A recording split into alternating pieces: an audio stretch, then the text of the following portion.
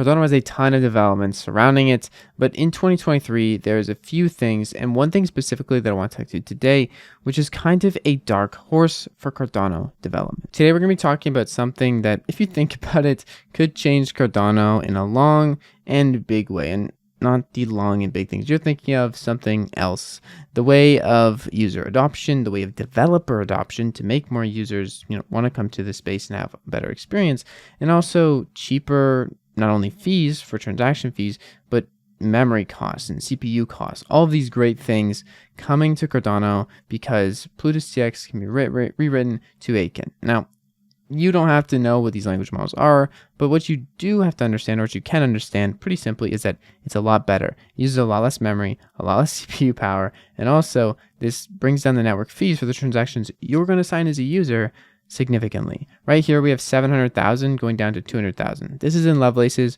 or 1 million Lovelaces equals 1 ADA. So from 0.7 ADA to 0.2, and the memory and CPU fees are, tenths of each other. So these are going down significantly. The numbers are staggering.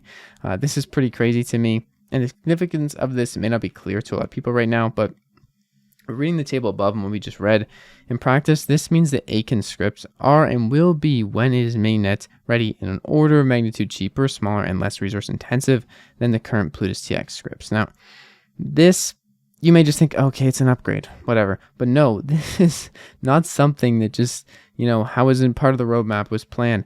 These are things that the community around Cardano has, came together and built. Things that are on top of existing scaling and CPU benefits and upgrades of scaling of the chain through Vasil and other means and methods that are on track and haven't happened yet and also have happened are coming on top. So these things compound for sure. And the more types of things like this we have, the better user experience, the better developer experience, and the more people we're going to see on Cardano from the day to day. And the more possibilities and capabilities developers have for developing on Cardano to make really cool, useful tools for everybody around.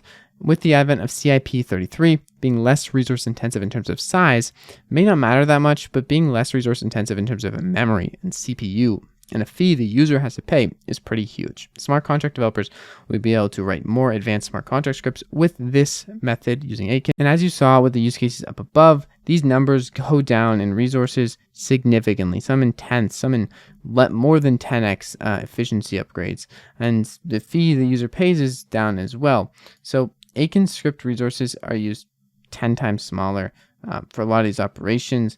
And overall, if Aiken's alpha release is just coming up soon, so we can't say that this is 1,000% going to happen or 1,000% going to be here, but it's likely that it's going to be one of Cardano's dark horses if it does come, and it's definitely very important to pay attention to. Now, I know you're probably thinking, oh, wow, he just hyped me up, and now he's telling me that it might not even happen. Well, it's probably going to happen. It has been integrated in examples already through Aiken and Lucid. This is a trivial example, but also people are talking about building things to the community and how the founding partners of Cardano are not participating, but 2 devs working on Aiken are actually now paid by the Cardano Foundation, one of the 3 founding partners of Cardano.